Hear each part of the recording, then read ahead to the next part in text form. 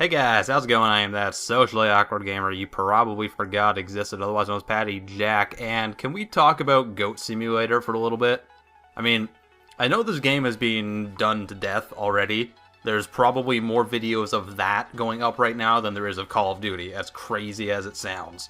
I can't remember another game that has had like this big of an impact in such a small amount of time. Like, sure, there are games that have been like a huge, like, game-changing online phenomenon, but this game literally came out of absolutely nowhere. It was originally just a joke by the developers. Coffee Stain, they just made the trailer to show off their physics engine and to just kind of parody like other simulation games, but it became this huge thing, and everyone else decided that they really wanted to see it made into a game, and they kept telling them, hey, Coffee Stain, please make this game. We really want to see this game. And they did what any sensible developer would do.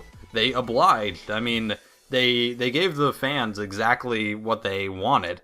They just gave them pretty well the testing thing that they made. They didn't really add a whole bunch to it, and they banged it out in like a month.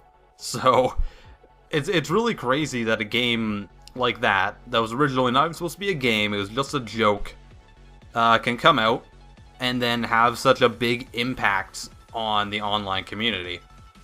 And I think that Goat Simulator is, for the most part, not a very good game, but that shouldn't surprise anyone.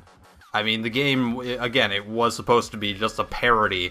They were just poking fun at all the other simulation games out there that were really just probably less realistic than a lot of other games like Skyrim or something on the physics front. So, in all honesty, Goat Simulator is just a giant parody of what we've come to expect in games nowadays, and I find it really hilarious that a game like Goat Simulator that was designed, like, it was designed from the get-go to just be full of glitches. It wasn't designed to do anything good. It wasn't designed to do anything new, anything fresh. It wasn't even supposed to be polished.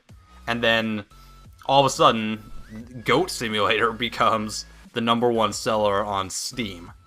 And no one has a problem with it. I mean, almost no one. I mean, certain people are gonna say, like, oh, this wasn't a good game, it's not worth the price. And honestly, they're completely right.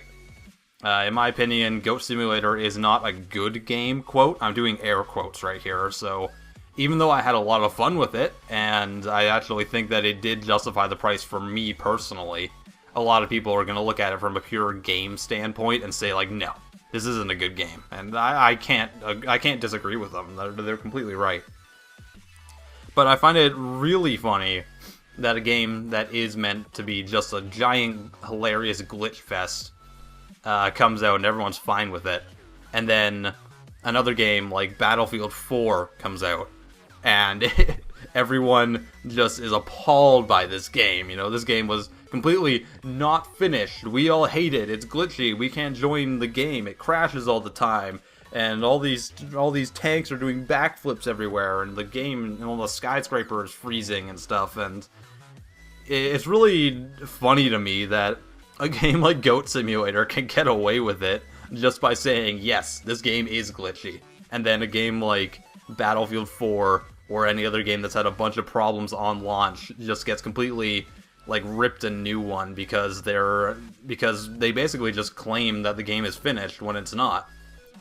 And I don't know, Goat Simulator did it really weird because they didn't claim it was early access. They have no intention of fixing any of this. They actually incorporated the glitches into a game mechanic. And I just think it's really hilarious because a game like Goat Simulator, for the most part, it's a parody of all the stupid decisions that these big name developers have made. It's a parody of all the glitches, all the releases of Diablo 3, of Battlefield 4, of Call of Duty, of everything. It doesn't do anything new. It revels in its glitches, and it understands that that's what the online community wants. The online community doesn't want a game to come out with critical acclaim and being completely perfect from the get-go. I mean, that's always nice, and gamers enjoy that.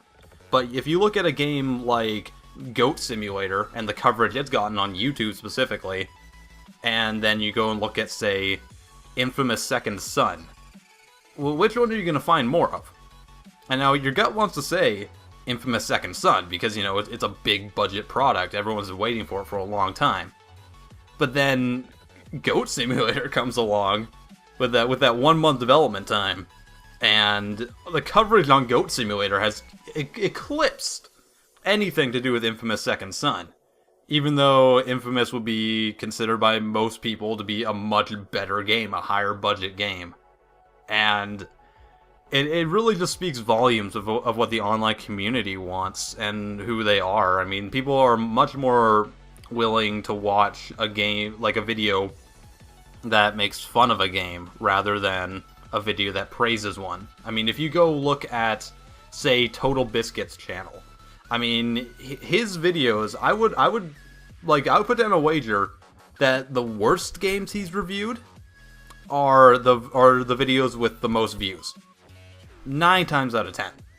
And that goes to, like, Guise of the Wolf, that goes to all these other really crap games that he has just ripped a new one with. And those ones are the ones that get lots of views, because people are much more likely to gravitate towards a very negative thing than a very good thing. It goes back to just human nature, right? So people are, like, it's a lot easier to make fun of something and be very mean about something, or be negative, than it is to be positive, because our human nature is always to make us look better than everyone else. So we can always find the flaws in other people or other things, other products, a lot easier than we can find the good things in a product or praise it. So when you look at something like Goat Simulator, and it just kind of like switches the spectrum a bit, it turns all the things that we would normally reprimand, whatever that word is, all the things we normally hate about a game, about a launch title,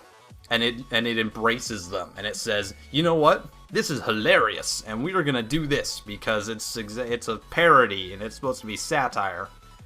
I think it's great, but at the same time, it's like it just really kind of makes me sad that a game like that is so praised, and then a game like Infamous Second Son comes along, and it just kind of falls under the radar, so to speak. I mean, not that it's not getting lots of coverage, but it's just kind of, it's a very interesting time we're in, I feel. So, I don't know, does that make any sense? I mean, do you think that a game like Goat Simulator is a good game just because it's a satire and a parody of other games that are considered, like, quote, bad games, again with the air quotes? So let me know in the comments if you think that's the case, if you think that a game shouldn't be judged on its satirical properties and should actually be judged on the gameplay itself. Let me know, and I hope you guys enjoyed.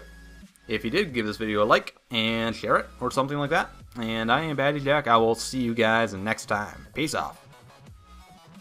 Hey guys, hope you enjoyed this video. If you did, please give it a like. I would be super appreciative. And subscribe to my channel if you haven't already, because then you can see all the other awesome content I make. And did you know I have a shirt store? Because I kind of do. It's down in the description there. So you can just go down there and click the link on every video I put up. And you can go buy like t-shirts and iPhone cases and maybe like a pillowcase so you can rest your head on my divine essence every night. So yeah, go down there and just go buy it, please, because, well, because haircuts like this are not cheap, alright? Let's go do it. Ugh, idiots.